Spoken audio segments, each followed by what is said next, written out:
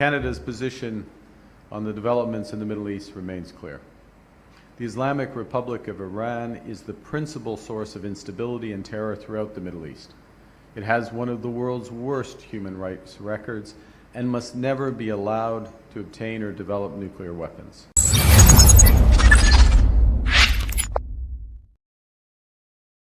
The first time since becoming Prime Minister, Mark Carney agrees with Trump.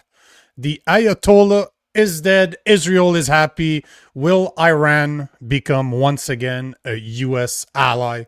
And at 7:30, we are joined by a special guest to speak about one of the most difficult topics to address: child predators. My name is Nico Lagan, and I'm too conservative for the conservatives. My co-host, Rob Ambrose, not woke enough for the liberals. We are the political orphans.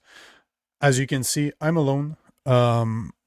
Rob is with his son. His son is visiting. I'm not sure if I was supposed to say that or not, but hey, his son's visiting, so he is unavailable tonight, and he's doing the right thing. Spending time with your kid is extremely, extremely important. So there you are. You guys are stuck with me and me alone tonight. Actually, no, that's not true. For the first 27 minutes, or 30 minutes, that is, because we are joined by a man by the name of Craig Sawyer, ex-Navy SEALs, founder of Vets for Child Rescue. I've interviewed him in the past a couple of years ago. It's going to make for a very interesting conversation, but I can tell you, if you guys stick around for this, it is not an easy subject to speak about. It is all about pedos, catching them, and what they are all about. I'm telling you right now, it's not, speaking to him is not, I don't want to say a pleasant thing, because he's a very, very cool dude. Absolutely, absolutely love to record with him, but it is not an easy topic to cover.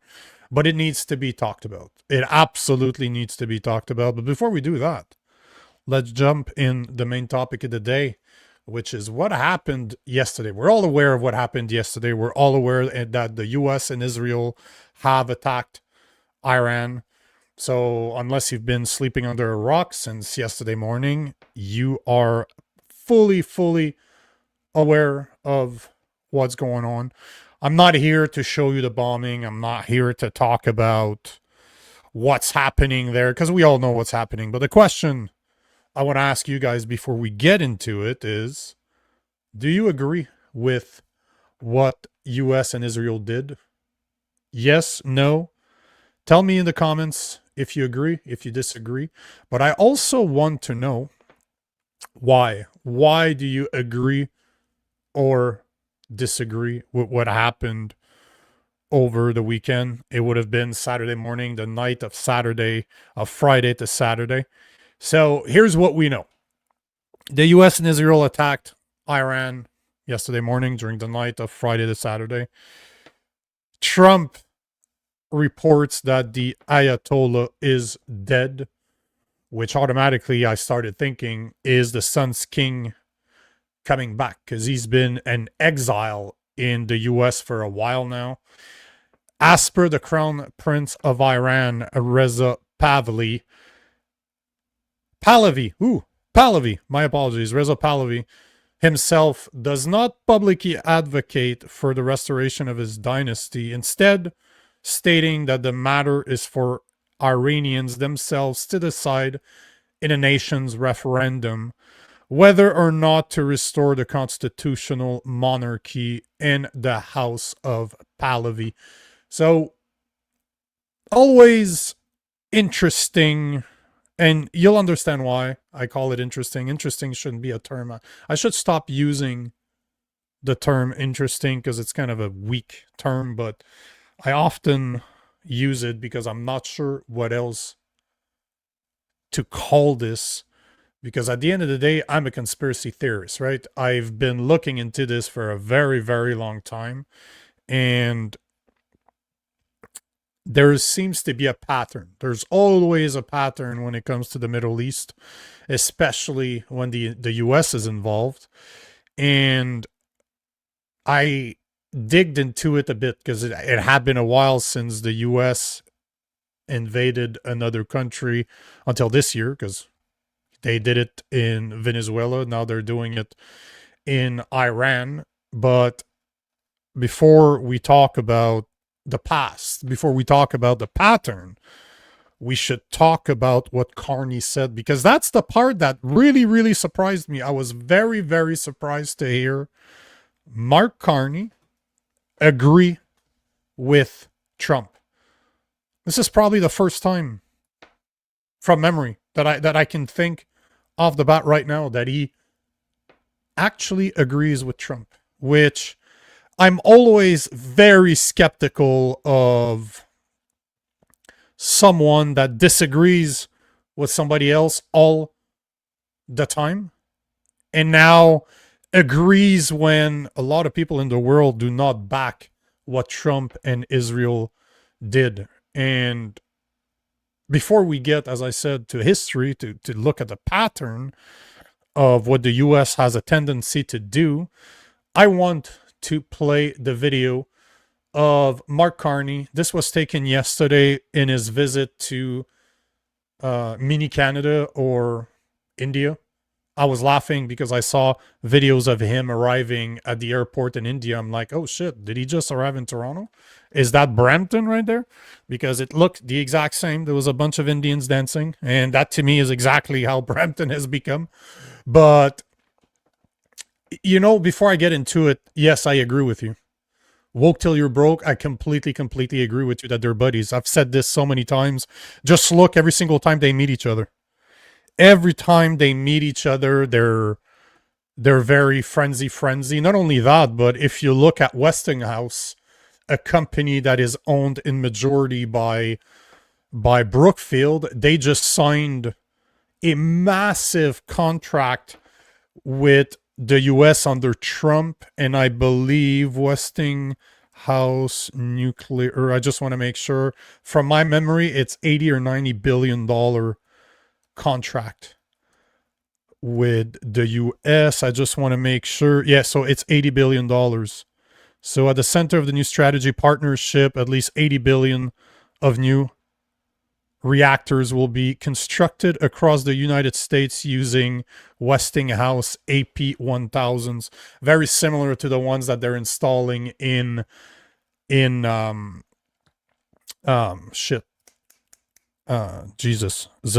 in Ukraine. So, woke till you're broke. What I'm saying is I'm trying to connect the dots for people. But at the end of the day, Westinghouse is owned in majority by Brookfield, and they just signed an $80 billion with the US under Trump. So they're very good friends. Just look at the way they act, way they see each other. It's not a surprise at all that they're good friends. But Mark Carney never really agreed with Trump publicly, which is what I find interesting. Is why is he agreeing with him now? Because you saw over the past few weeks, even few months. Well, let's say few weeks, at least a month, because the Iranian protests have been going on for a while, and it seems like when you're a liberal in Canada, you can't say that an Islamic regime is not good, because you can't say that because we need to be inclusive and accepting, right? But it's a very interesting position that he took publicly, because up to now he's always been talking.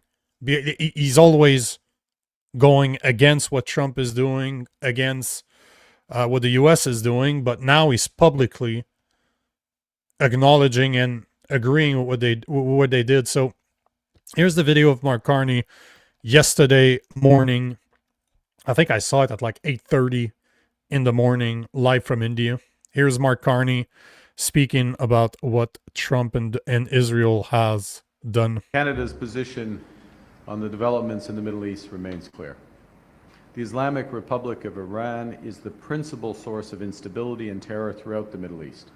It has one of the world's worst human rights records and must never be allowed to obtain or develop nuclear weapons.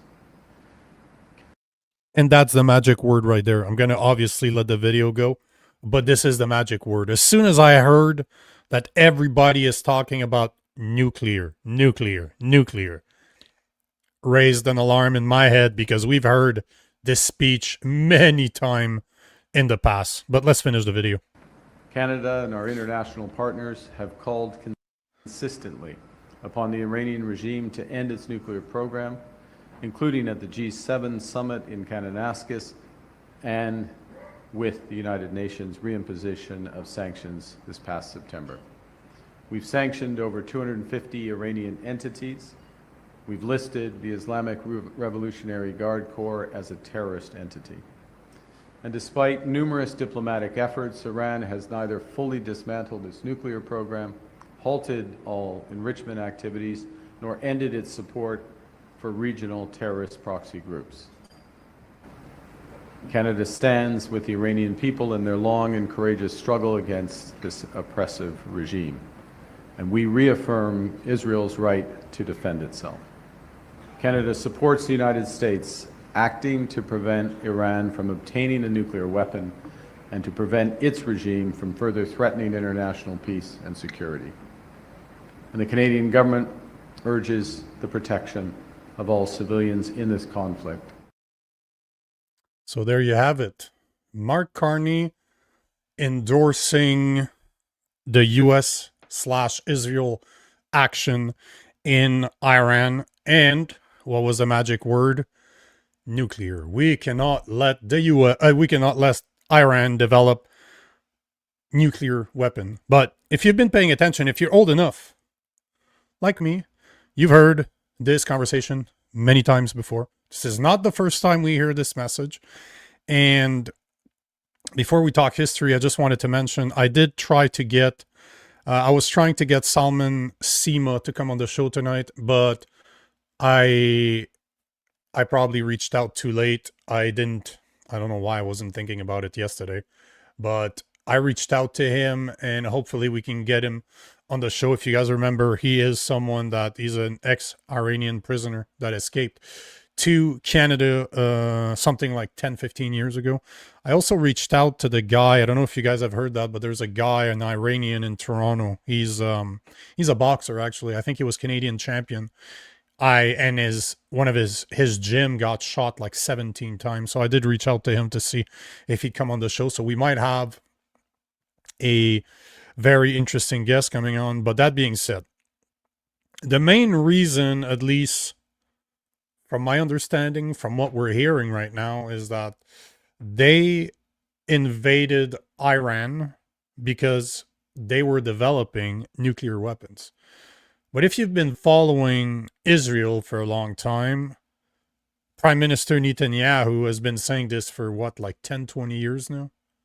At least 10 years. At least 10 years. I should have saved the video. There was a guy that posted a video of all the times he's been saying this, and I believe he was saying it in the 90s, but I know for sure that he's been talking about it since at least the early 2000s, that, oh, we can't let Iran develop nuclear weapons. We can't let them develop nuclear weapons. We can't let them develop nuclear weapons. And is that really why they invaded Iran? Is it really to save the people? Yeah, see, Trevor Benson is saying, it's saying like since 95. That's about what I had in mind too. It was something like around 95, 96, if I'm not mistaken, that he first, at least the videos that he first started talking about it. But this is nothing new. This has been going on for, if it is indeed indeed 95, we're talking 30 years that he's been saying the same thing. And do we have any proof that Iran actually has nuclear weapons? Because if we do, I haven't seen it. The thing that rang a lot of bells in my head yesterday, like literally again, 8:30 in the morning, I'm hearing Mark Carney, like the video we just played, where he's saying we cannot let them develop nuclear weapon. They backed the U.S. First time that Carney backs the U.S. since, at least publicly. Again, we all know they're friends. That's pretty obvious if you look at the way they act. But it's the first time publicly that Mark Carney is supporting Trump and the U.S. And they're now talking, because even Israel, even Israel,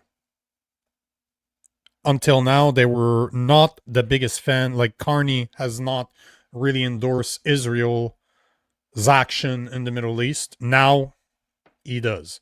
So here's what I was thinking. When I heard nuclear weapons, the first thing that came up to mind is Iraq. I remember when they went after Saddam Hussein back in 2003 and said, "Oh, we cannot allow him to develop. We cannot allow Iraq to develop nuclear weapons." And then they invaded Iraq. That's back in 2003. Now, have we ever seen nuclear weapons? I haven't. I don't know for you, but I haven't. But the other one that rang that rang in my head again when I heard nuclear weapon. That's true. Kuwait. That's a good point. Woke till you're broke. Kuwait is another one. But another one that a lot of people. That's true. Huh? So the son. So Bush Sr. went after Kuwait. The son went after Iraq. And remember Libya in 2001? If you guys remember this, Libya under Gaddafi, there's a lot of people that believe the US and NATO attacked Libya because of the petrodollar, because as the chairman of the African Union in 2009, Gaddafi proposed that Africans and Arab nations move away from the US dollar and the euro for oil transactions and instead use a currency that he was going to create, the gold dinar, which was backed by gold, by their gold. By the estimates I could find, Libya had 143 tons of gold and a similar amount of silver. So they were capable of starting this currency, the gold dinar, and have it backed by gold, Libyan gold.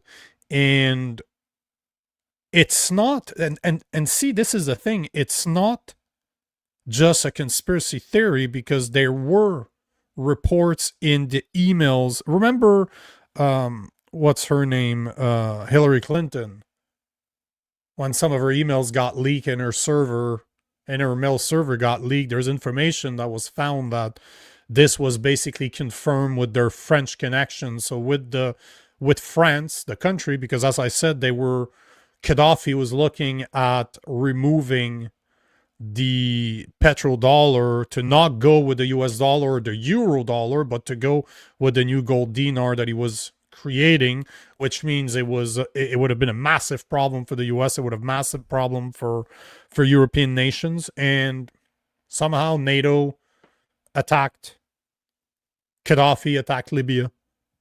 There's also Iraq. If you look in 2000s, Saddam Hussein announced that he would start selling oil in euros instead of the dollars, instead of the US dollar. And in 2003, the US invaded, and the currency for oil sales was immediately reverted to the dollar. And just look at what happened just a few months ago in Venezuela. Same thing, right? Maduro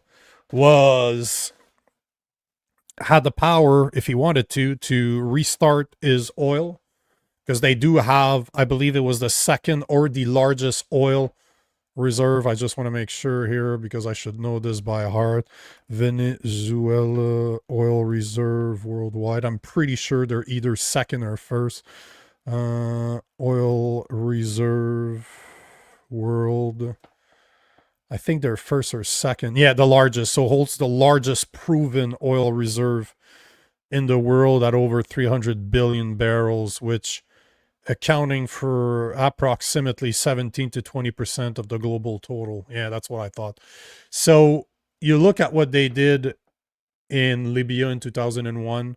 They were saying nuclear weapons, but it coincidentally, and God knows I don't believe in coincidences, but it coincidentally talked about, at the same time as Gaddafi was developing the gold dinar and wanted to switch from the US dollar and the euro dollar to their gold standard, their gold-backed currency called the gold dinar. And then the same thing happened in 2000s, where Saddam Hussein announced that he would start selling oil in euros instead of the dollar, which is a massive problem for the US. And somehow they started saying that he had nuclear weapons and they invaded Iraq. Look at what happened in Venezuela again. They arrested Maduro, and you know that his intention was to sell oil to China. And now Maduro's out of the picture, and Trump has power over the oil and gas that Venezuela has. So it seems, if you don't need to be a big conspiracy theorist to actually see that there's always something going on behind the scene. And is it that hard to believe that the reason the US invaded Iran is because of it's because of the nuclear, it's because of the nuclear weapon. But at the end of the day, they need an ally in the Middle East. It would be a lot better for them to have a Western puppet, if you will, to have somebody that serves the US interests and Israel interests in the Middle East.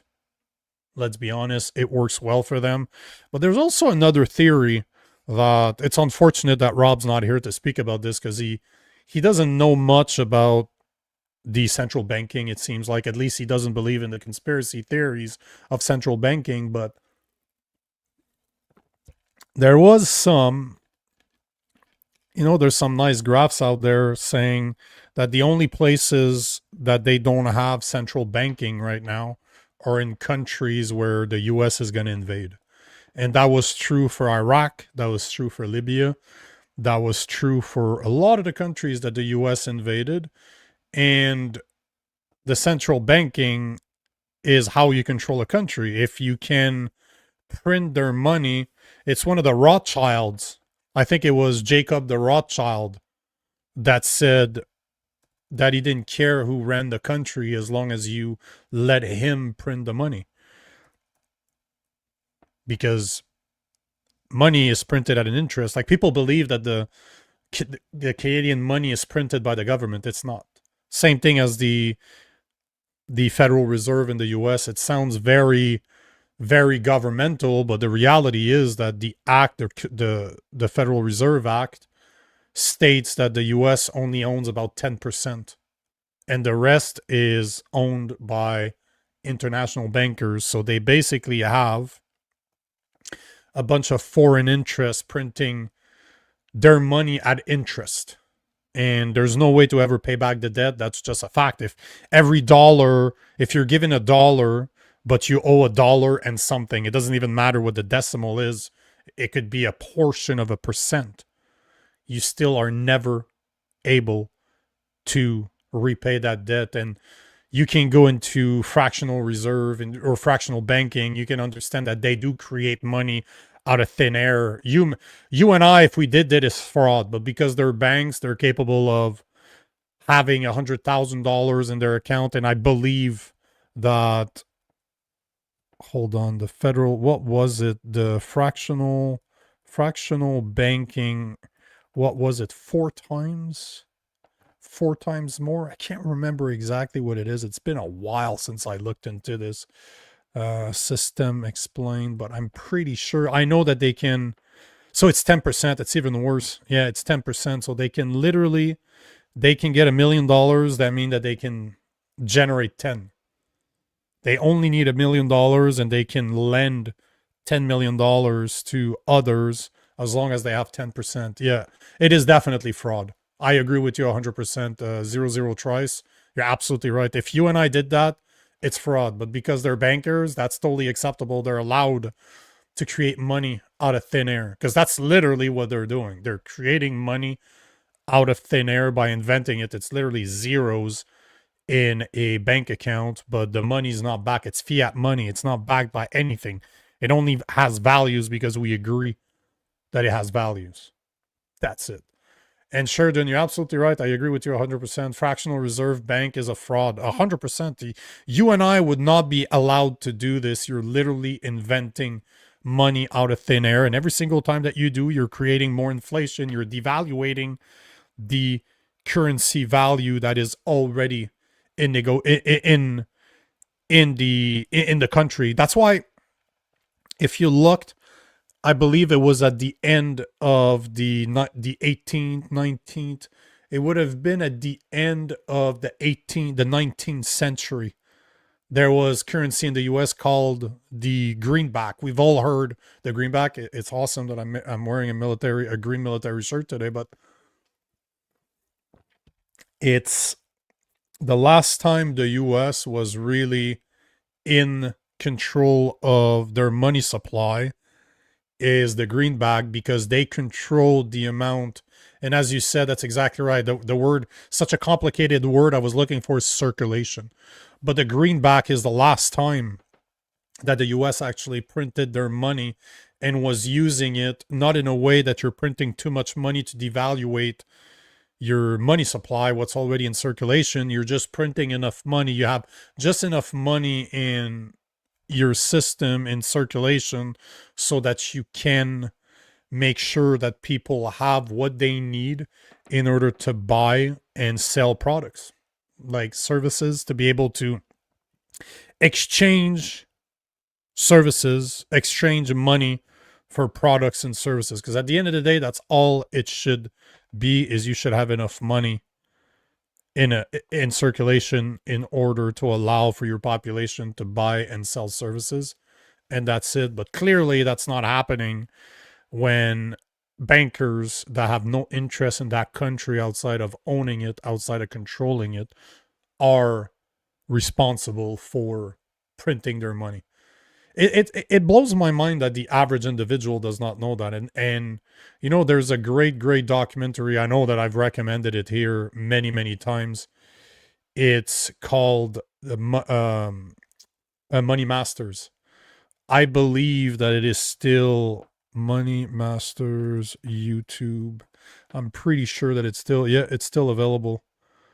It is still available. There's multiple versions, as in there are multiple uploads, because I don't think that the guy that created it years and years ago by the name of William T. Steele, I believe he was. I haven't listened to this documentary in a long time.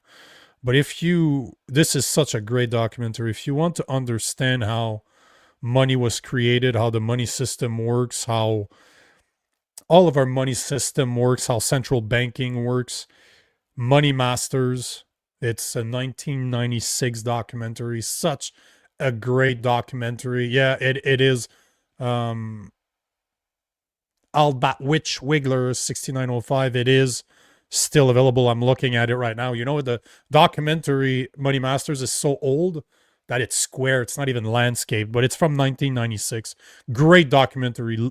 Very long, very dry. It's not meant to be entertaining, but what a great documentary. If you want to understand how money works, how central banking works, how the Federal Reserve works, what money actually is, Money Masters is the perfect documentary to listen, and it's free on the YouTube. I see that our guest has arrived. Craig, if you can hear me, thumbs up. You can hear me. Awesome. I'll bring you in a second.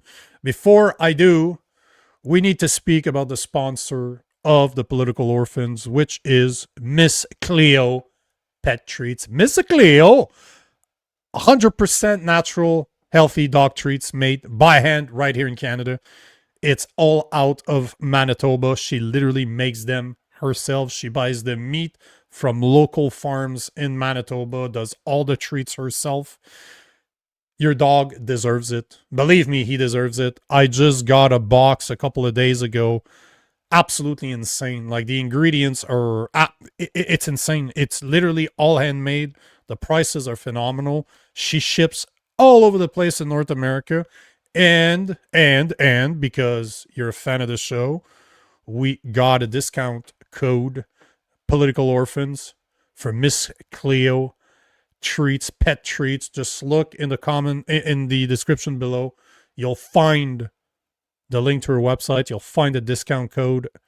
I just got the treats over the weekend and they're phenomenal. Absolutely phenomenal. I haven't tried it, but my dog endorses them 100%. So the official sponsor of the Political Orphans. On that note, tonight we're joined by a man that I've interviewed before. We haven't spoken in a while, but this man is doing something that most don't even want to talk about. But we are joined by former Navy SEAL, sniper, combat instructor, owner of Tactical Insider, and the founder of Vets for Child Rescue, Craig Sawyer.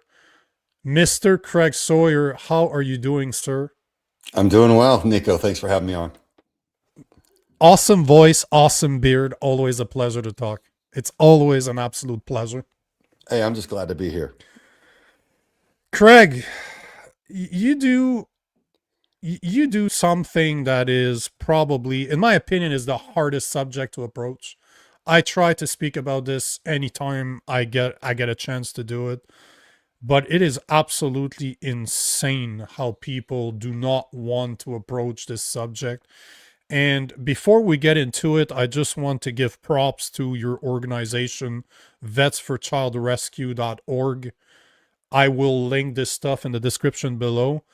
But as per the information there, and I'm sure that it has changed, you guys have made 32 arrests with a 100% conviction rate. And I want you to explain what that actually means in a second. I'm going to give props to your documentary as well, because you did release a documentary, I believe it was in 2020, called Contraland, that is also available on YouTube. But for the people that don't know you, please explain who you are, what you do, and why do you do it?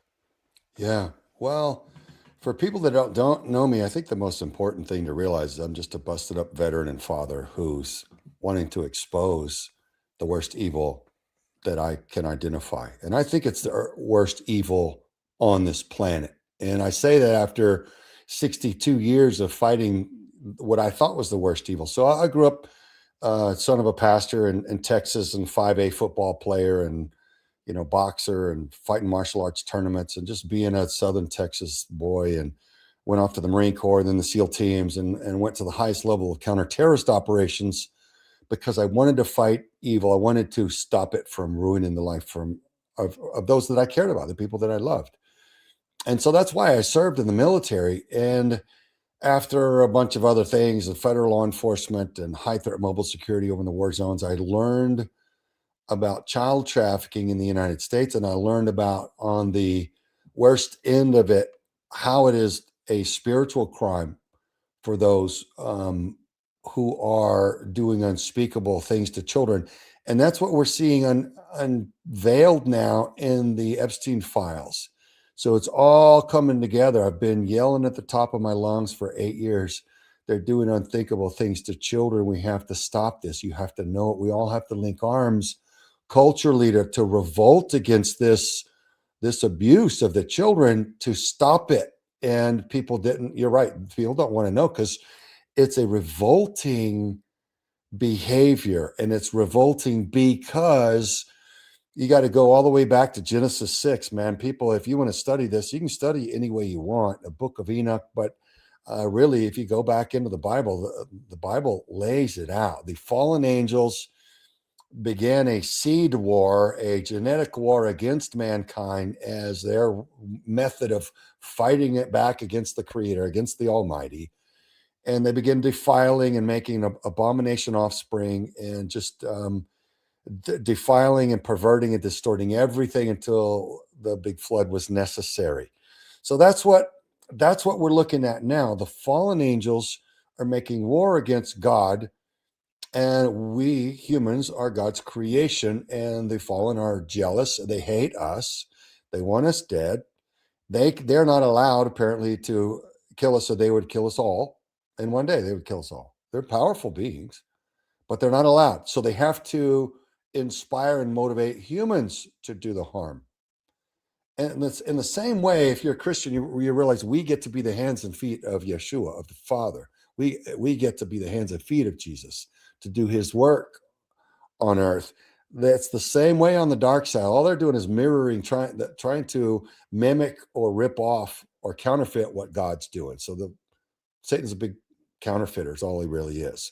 So his fallen angels are doing that. So they want the most horrific things done to the children who are their most high value target. And that's, they want the worst things done to the most innocent, the most pure, the most precious, most spiritually pure, the least deserving of harm. And that's why for the average human, it's so soul shaking to comprehend, because that is the worst of the evil that could ever be. The very worst done to the most precious and innocent as their way of waging warfare. So we were born on a battlefield. And I'm sorry, man, if you've got a pastor that's not teaching you spiritual warfare, he is failing you, in my opinion, because we were born on a battlefield. We are under attack. You are being hit with thoughts to do harm to yourself and others, and to go against your best interest, and to turn away from your creator. And that's allowed to test the hearts of men. And we were born on this battlefield. Your finances are under attack. Your health is under attack. Your relationships are under attack, especially your relationship with God Almighty. So if you're not being taught that, if you're not training yourself and educating yourself on how to be empowered, use the weapons and the defenses available to you for that, then you're way behind. So we have to catch up. We have to wake up now. The Epstein files are ripping the lid off, pulling back the veil. People are going, oh my gosh, the spiritual realm does actually exist. All the people running the most powerful institutions on earth are in this club. Like George Carlin said, it's a big club and you ain't in it. That's what he's talking about. And so we have to just learn how to start turning against them and waging war against them and standing up for ourselves and for the little ones. And the beauty is that's we are on the winning team. The battle's already been won. And the one that spoke all the planets into existence and all of the fallen ones into existence is our daddy. And so we can walk as children of the Most High King, reckon some fools for the cause of good in a righteous way. And so the good news is, man, we're on the winning team and it all goes our way. But right now we're about to see what happens when good men do nothing and evil is allowed to run its course. And I think it's a cosmic lesson, an eternal lesson for us as eternal spirits, eternal souls, to watch, not just watch on the sidelines, but participate in helping save those who need it, but to watch and learn the lesson like, my God, that's what happens when we don't bring anything good and we just sit back and allow it to happen. So it's a beautiful time of awakening and empowerment of a lot of sleeping souls who haven't done anything good, haven't been a part of solving anything, but it's a painful awakening because a lot of people are warm in their snuggly beds thinking everything was okay, and it's not. It's never been since man has been on this earth. But the good news is it all goes the right way in the end, and it's about to go that way. But I think we're going to see it get pretty bad before it gets turned around, and that's, again, for all of our knowledge. There's my opener. Take a drink. Make sure your throat is hydrated. Yeah. But as you were talking, one of our listeners said that, and I agree with him, we're doing a good job in Canada with MAID. You've heard about MAID, right? Assistance in Dying, that's going on in Canada. Oh, if you look at the statistics now, MAID has become the fourth highest cause of death in Canada. So assisting dying has become the fourth. And if you combine it with suicide, which it is suicide, it is the third.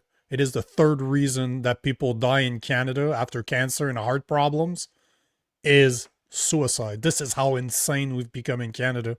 You just look at abortion, is the same thing. You can't be that surprised that people are kidnapping, raping children, killing children when abortions, you read your Bible, you go back to Baal, they would throw children in pits of fire. They don't even wait that long anymore. They just do it right out of the womb. And what was the name? If possible, while still in the womb. It's insane. It's absolute. Possible. It's absolutely insane in the name of convenience.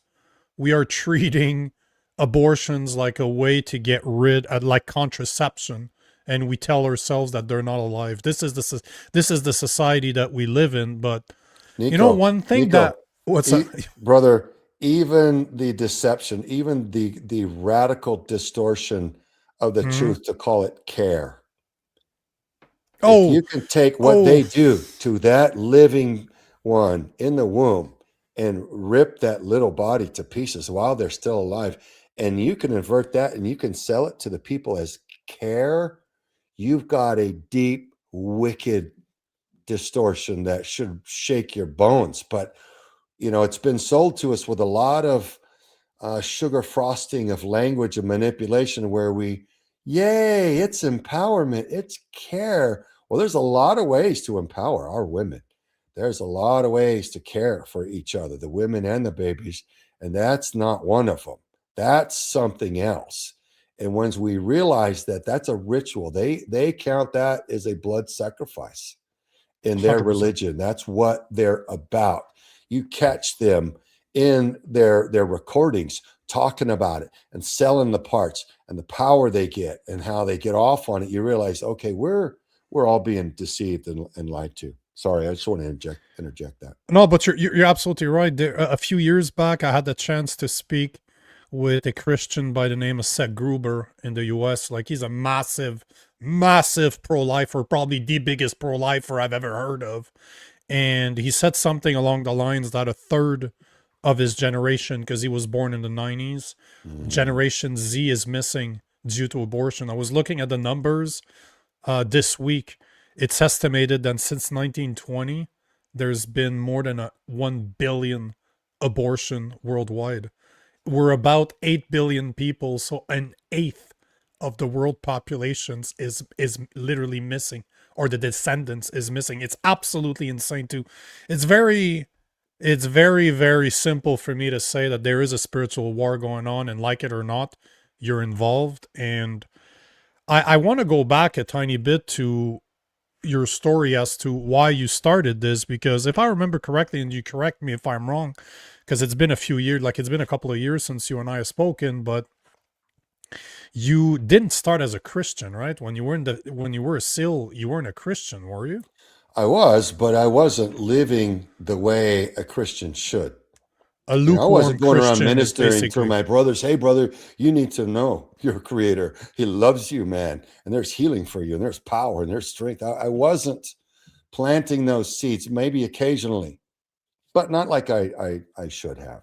So depending on what day you met me, you may not have even known, sadly. So, but I was raised by a strong man of God. Pastor David F. Sawyer was my father. And man, he was the closest human being to Yeshua I've ever seen or heard of. And sincere, I watched him live it 24/7.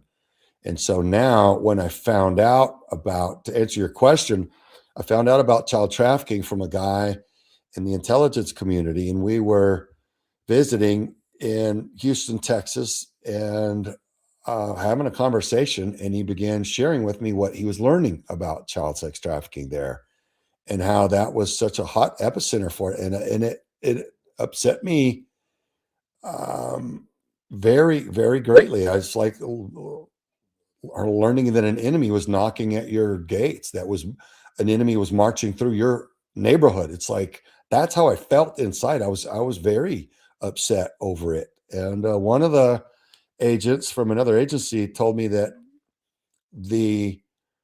on the higher end, that this was a spiritually motivated crime. And he goes, you may not understand this, but eventually you're going to find out it's a spiritually protected crime, and you're not going to have it much effect against it. You're just never going to quite know why until you figure out how to penetrate this spiritually. And that's when I realized I got to grow up spiritually. I got to become more like the man of God that my father had been, my daddy, David Sawyer. And I realized I wasn't there, not even close. And so I began kind of radically pursuing Yeshua and the Father, and asking, Father, is it possible to know you the way that Moses knew you? Is that available to me? Is that possible now? And then pursuing it. And to my pleasant surprise, the door's wide open. It's on us, man.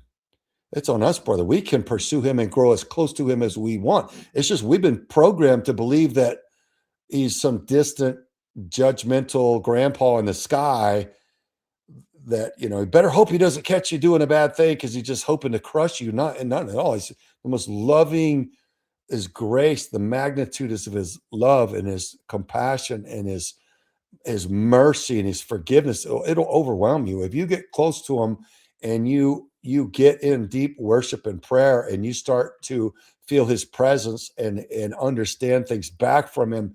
It'll put you on your face in reverence at the holiness of the power. So it's all he's the source of everything good, but we don't understand that anymore in this country.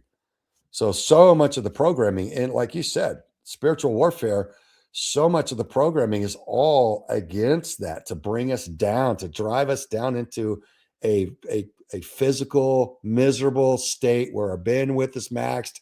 We don't do anything that Yeshua walked and taught us, showed us to be. So it's only when you go back and you study that and then you pray into it and start walking it out that you find it now. So, man, these are wild times, though. Yeah, there's one thing that's been going on, and I don't know if you're aware of this, but you've heard of the little monkey punch. It was going viral last week, and this week is a little monkey somewhere. I don't remember where he's from, but there was videos of him being abandoned by his mother. Like it's in a zoo somewhere, and he's trying to go to his mother, and his mother's just pushing him away. The gang of monkeys is just like, screw you, bro. You go play over there. So somebody gave him a little toy monkey that he would carry around and he would hug, and everybody is upset. Everybody's crying for a little punch. And I'm looking at this and I'm like, okay, guys, you guys are heartbroken for a little monkey. And if you start doing some investigation, you realize that thousands, if not millions of kids each year they're sexually abused, they're kidnapped, they're sold. As per a 2024 UNICEF estimate, between 240 to 310 million boys, girls, men, and women alive right now were raped or sexually assaulted, but nobody wants to talk about this. It's absolutely insane when you start looking at the numbers, because looking for kidnapping, it's almost impossible to find actual numbers because they don't want to talk about this. That information is not out there because they're protecting that information.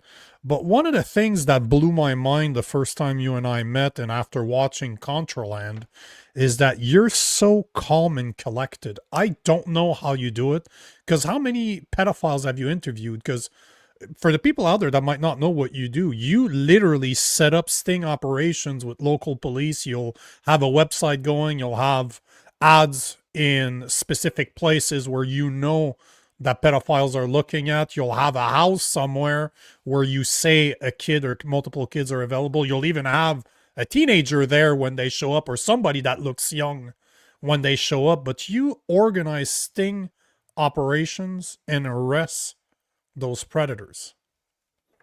Yeah, that's what we do it with federal, state, and local law enforcement all across the U.S.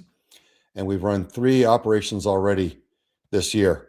And the last one we got was last week, and we got 5 more arrests and 29 warrants on that one. So 29 warrants for 29 different people? Yeah. They're all written out, and then we turn those over to the host agency, and they work those over time. So they come, the predators come running for the kids. It's not cool to see how vile and how quick and how many of them come, even in small towns. So it's everywhere. All these guys, they're on the internet and they're looking at porn. Then they get bored. And then they start looking at weird porn. The next thing you know, they're at child porn, animal porn, snuff flicks, dark web stuff. And they just get into satanic, just complete evil and dysfunction. It's a downward spiral. Many are calling porn now a portal to the dark gateway side, to evil. I really believe that's true.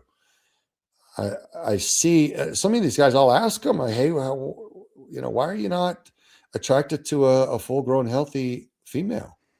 And they'll be, "Whoa, I was watching some porn a friend sent me," and then years later, here I am. I'm like, "Well, now you're going to prison, dude."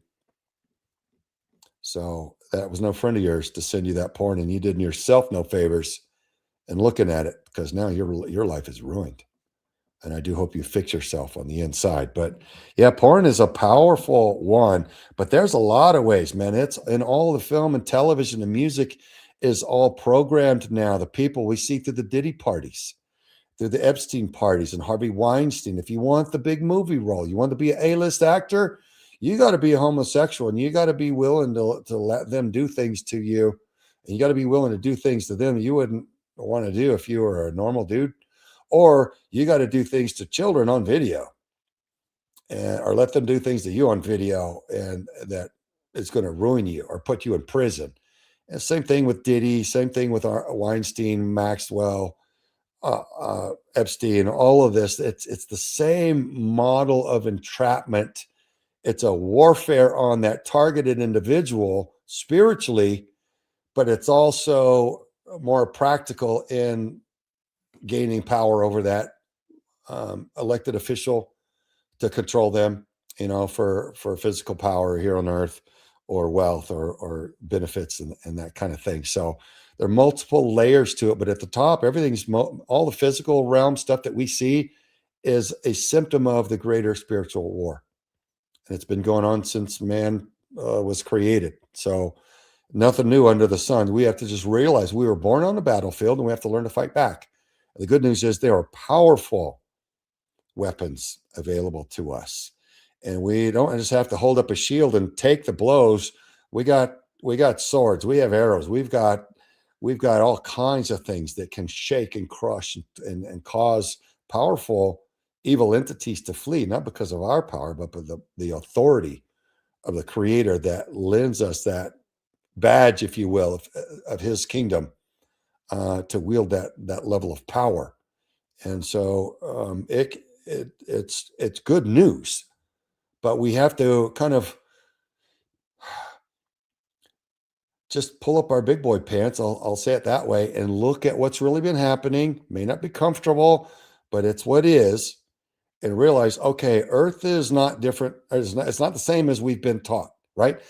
Most of our key institutions are temples of feces. Most of the celebrities that are celebrated and paraded in front of us and glorified are wicked, hateful souls that do unspeakable harm to children. So we got to realize, stop guzzling what's issued to us by the wicked who have bought up and built up the biggest institutions to control planet Earth, and listen to our Heavenly Father, the Creator himself, who created everything and wants us to be able to help him make it better, or at least help people who are terrified, who are broken, who are fearful and fleeing and in need, while our Savior returns. It's almost like being a paramedic in a storm. We get to share the good news. We get to go empower people, lead them to Jesus Christ, deliver them of demonic possession, pray over them, and let the Father heal them of sickness and injuries. And he does. I see it all the time. That's another thing a lot of people don't know. In the United States, man, a lot of the people that we interview in these witches' covens and satanic cult groups and stuff like that, they started off wanting real spiritual, supernatural interaction with the Creator. They went to church and there was nothing there. It was spiritually dead. Church was all about just trying to get the right people in seats to donate and get the money. And they were teaching them the soft things that would allow everybody to feel comfortable just so the money flowed, and not teaching about the spiritual warfare, about, Genesis 6 and the fallen and all that, what we need to really be empowered to make things better and lead people to Jesus, to cause people to want him and see the contrast. So after seeing a dead church, they wander off to find spirituality somewhere else, and they end up in a satanic cult group or witches' coven or other forms of the occult, and they get in some really dark situations, and some of them never recover, sadly, but others are gloriously redeemed, and they become powerful witnesses and like, wow, don't go that way. Let me tell you what that was like for 5 or 10 years or whatever they did. So, for everything, there's a reason, a purpose, and a plan. So we're supposed to be learning from everything. We're supposed to be learning from when we sit back and do nothing and evil plays itself out to its inevitable end, man, that's a bunch of destruction. Don't go that way.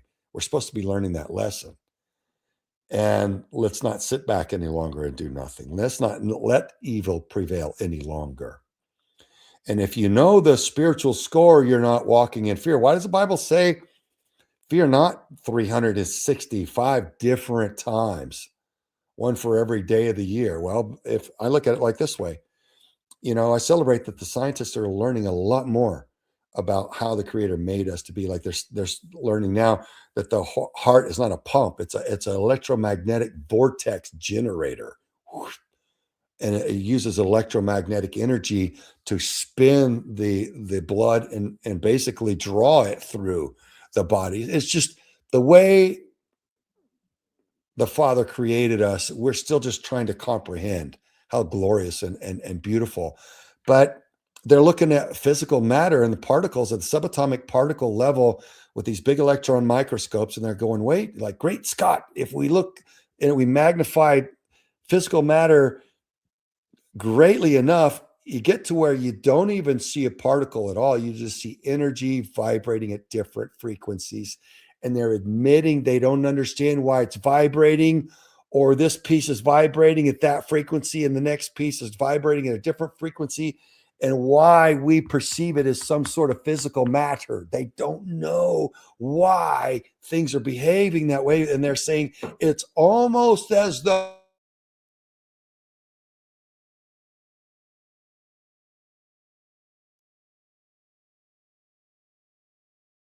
entity, infinitely greater consciousness, willing everything to behave just as it is. That's God Almighty. That's my Yeshua. That's Yahweh. So thank you very much, scientists, for discovering a little awareness of him. But if you understand that, folks, and I shared all that with you just to say this, he literally holds everyone and everything together at the subatomic level with his will. The evil ones can do nothing against them, except for he allow it for our own temporary knowledge and experience so that we learn from it. You're not to be afraid. Nothing's going to happen that's beyond his will to allow to happen for our long-term good. So quit being afraid and start acting like you are the child of the Most High King, because you are. Christians, walk under his wing and walk with your head held high and start flipping some wicked tables over and making things better, because you can. And that's why you're here. So one of the things, before I let you go, there's one-ish question I wanted you to expand on. I'm just going to pass a comment. You were talking about Hollywood earlier. There's somebody the other day that said that all those one-hit wonders that we've all seen throughout life, the reason they're one-hit wonders is that they refused to accept the cost of fame. They just said, screw you, I'm not doing this, and then they disappeared. They never stayed in the limelight because they weren't going to do what they were supposed to do in order to get that fame. I found that comment to be extremely interesting. I'm like, that would make so much sense to me. They rose to fame, but they couldn't stay there because they denied what it took to actually get there. I found that very interesting. Me too. That resonates with me as likely. So I don't know any specific instances, but I do know, like in the case of some Christian actors, they were once it came out that they were Christian or conservative, they were blacklisted by the club that you ain't in it. They were blacklisted and they quit getting the bigger roles, and but it is very much run that way. It's a bunch of little weasels who can't earn it through talent and merit, and they have to suck up to move up, and that's what you're up against. And it's global. And good news, we're starting to see it now. The Epstein files are exposing it all. I think they're panicking and running, and so let's tear it all down and make things better. The last question I had for you, and that's something that you and I spoke about a couple of years ago when we first talked, and it kind of blew my mind, because to this day, again, I've thought about this many, many times since our conversation. I'm still not there. I'm still, even as a Christian, I have a hard line in the sand. I do not accept pedophile. I still believe that pedophilia should be met one way alone, is by decapitating, removing the head from the body. As bad as this sounds, and I know as a Christian I should never say something like that, I just cannot get past that. I could not understand. I would go to no end if somebody touched my son. Like, to me, Yeah. this is the limit I draw in the sand. You cannot touch children. That is something that is unacceptable to me. And I'll have the conversation with God later Yeah. on if I actually commit something I shouldn't do. But Well, you you comprehend mentioned the harm. You get it. 100%. Yeah. A lot of Yes. people don't. They don't comprehend the level of trauma and the No. the deep scars on that soul and how it wrecks them. They don't get it. But please continue. But that's where I wanted to go, because you said something last time that I'm going to let you explain. Is, as someone that's been in the presence of dozens, if not 100 pedophiles that interacted with them directly, I know that you don't believe in the death penalty. You don't believe in killing those people. But at the same time, you said last time we spoke, and I'm going to paraphrase because I don't remember your exact words, but you said something along the lines that they are spiritually hurt. Like, what they're doing is it's a spiritual war that we're facing. So what do you suggest, as somebody unlike me that doesn't interact, at least not that I know of? I don't interact with pedophiles. I don't know who they are. I've never got to study them, if you will, personally, Sure. the way you've done. What is the solution to what we're seeing? What's the solution to getting rid of that evil that attacks our children? Well, it's got to be a cultural turnaround. We've been conditioned right now culturally to be tolerant of every attack on us. And this attack of gender dysphoria is demonic. Mm-hmm. I This agree. attack of pedophilia is demonic. And I do believe in the death penalty. Absolutely. After a fair Oh, trial. Because if someone yeah, okay. accused you of whatever, wouldn't you like it if the evidence was gone through and they came to the real truth, whatever that was, good, bad, or indifferent? Like, oh, well, he actually didn't do this thing. Whew, okay. So we have due process for a reason. Going through the factual evidence, if he is a pedophile and he was traumatizing children, raping children, then absolutely, I believe he should be executed. That's my many people's opinion who understand the level of harm. But I do believe that it's demonic. So, but unless you have allowed such evil, inviting it in to where you're completely overrun and they're basically animating your body, you still do have free will on what you allow yourself to do. So there's a lot of accountability there, but there's also I think the ability for these people to be delivered, but that's a spiritual thing. That's got to be a very deliberate spiritual deliverance from that demonic oppression that's driving that very sick person to do those harmful things. That doesn't mean you trust that person after that, along with children. It just means, but I'd like to see a study done where there's deliberate, high-level spiritual ministers who are very proficient with demonic deliverance, do that in a case study with hundreds of pedophiles and see what that looks like, because I believe the Creator can heal anyone of anything. But I think that's the lowest level of evil, is harming the precious little ones. So that if there's a bridge too far, that would be it, especially the ones that torture the children in these bloody sacrifices, highly demonized rituals, and they make the children do unspeakable things to each other and murder each other. And it's utterly vile, highly demonic. So that stuff, those people should just be taken out back, in my opinion, just shot. But anyway, there's something else I wanted to say about that, though, real quick, man. That's happening. Epstein files. People need to know that a lot of the people that own and run the biggest institutions, all the global banking, that's the club. That's what they believe in. So we need to stop yielding and bending the knee to them and allowing that. So the culture is, that's what I was going to go back to the culture. We've got to turn the culture back around to one that is protective of children rather than harmful. It's been sold to us. It's a psyop that we have to be accepting, be tolerant of that which will kill us, or that which will traumatize us or kill our children. No, we must never. Yeshua never said that. Jesus never said we would be tolerant of things that are harmful to us and our children. So we have to realize we've been ripped off and lied to, and tear off the blinders and wake up and stand up together, link arms and say no, and mean it. Mean it. Throw bums out of office that aren't carrying our wishes. And our wishes need to be that the children are protected at long last. And that we can do. And, you got up there in Canada what we have in California with Newsom, and we got, there's governance that's completely backwards on a lot of things. And we can't laugh at you up there, because look at what the U.S. has gone through in the last couple of decades, man. We're all embarrassed. We're all ashamed of people that have misrepresented our peoples, and I hope and pray, and we're working towards better representation so that the wicked are arrested, brought to account, and that the children are honored and protected, and that we embrace that aspect of who we are, and that we stand loud and proud with it. Leave the children alone. They are not for sale.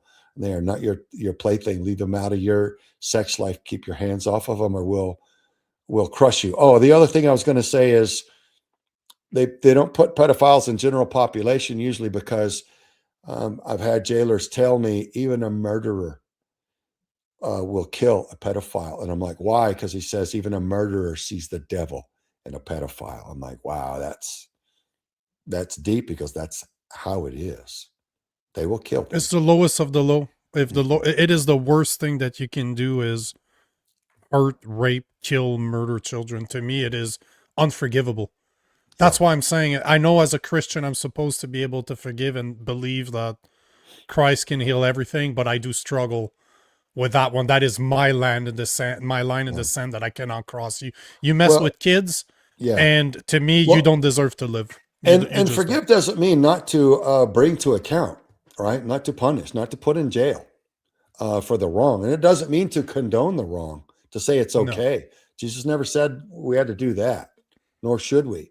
But we should release the anger and the hatred that holds us down. It makes us sick. So that, forgive, let it go. The Father's going to deal with them. Just know, hey, pray for their soul that they get turned around, because God can take anything and glorify and make it, redeem it, make it pure. We can't comprehend a lot of that, but his ways are higher than ours. So I do believe in, stopping them, putting them in prison, and maybe if God's merciful, their hearts will change before their eyes close for the last time and they wake up in hell. Craig, thank you again for accepting my invitation. Thank you for coming here. Thank you for what you do, man, because I can't imagine doing what you're doing. I'd be in prison. I would have done something. It's a blessing. I know. But good for you, man. I hear you. Good for you. You have a control that I do not yet possess. I hope when I'm as mature, don't take this the wrong way, when I'm as mature as you are, I will be able to see it, but I do struggle. This is something, I have a 7-month-old. I cannot imagine somebody touching him. There's nothing I wouldn't do. Like, this is something I can't comprehend. So thank you for what you do. Thank you for accepting my invitation. It's always a pleasure. I have such respect for you as the way you deal with this. We're not around this. Like, I can talk about it, but I'm not around those guys yet. You're able to keep your composure and still believe that you are. You just don't always know it. Yeah, but you have faith. You meet them every day, unwittingly.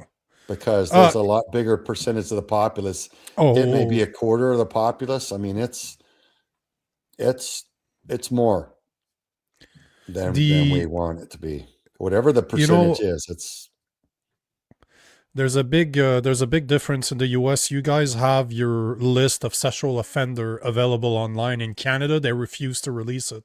Yeah. It is private. I've tried to figure out why, and all I can find is that lawyers are protecting the pedophiles because they deserve to be anonymous. They deserve their privacy. I'm like, are you serious?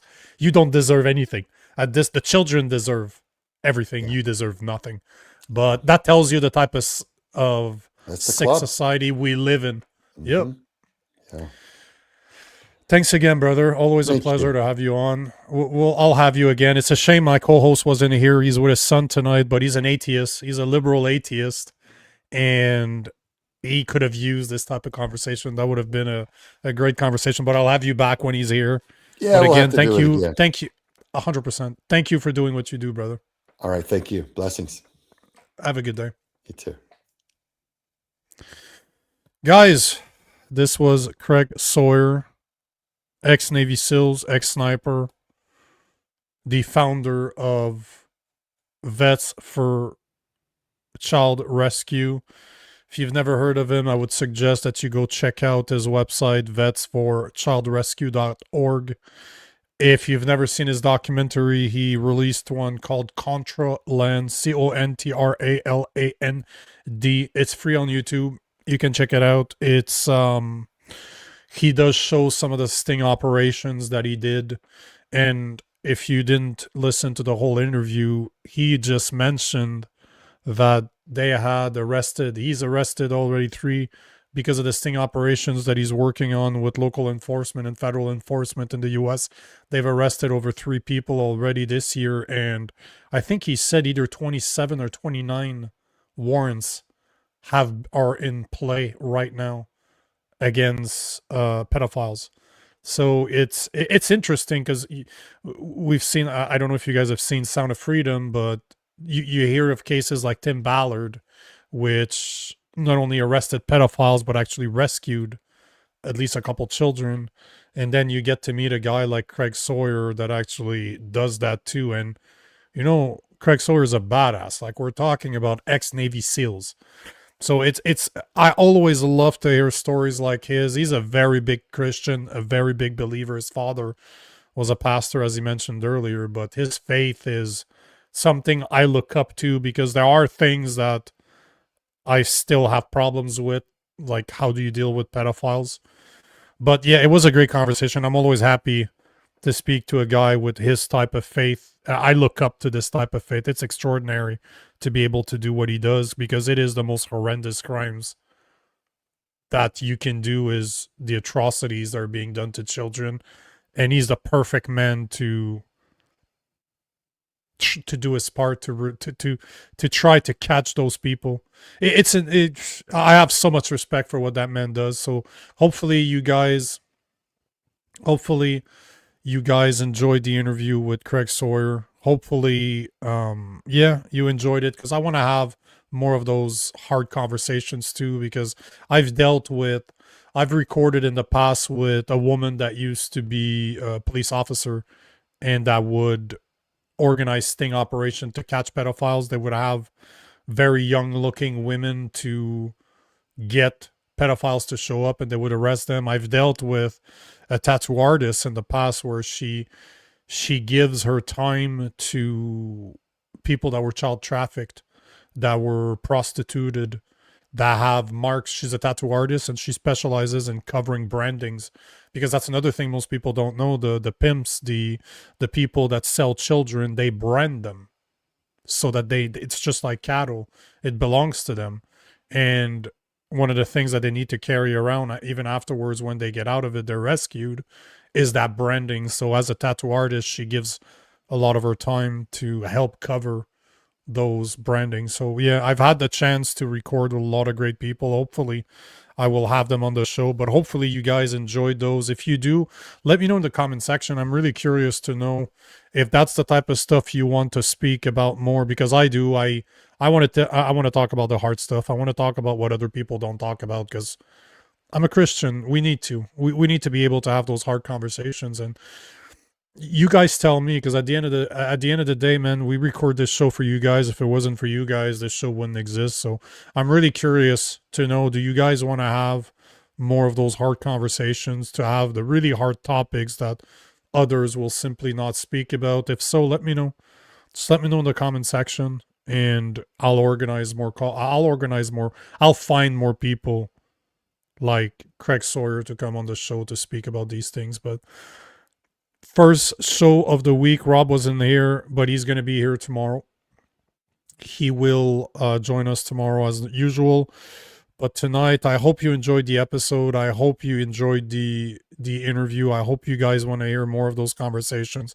If there are people out there that you believe I should have on the show, let me know. I reach out to people all the time and I love to do so. I'm very good at it.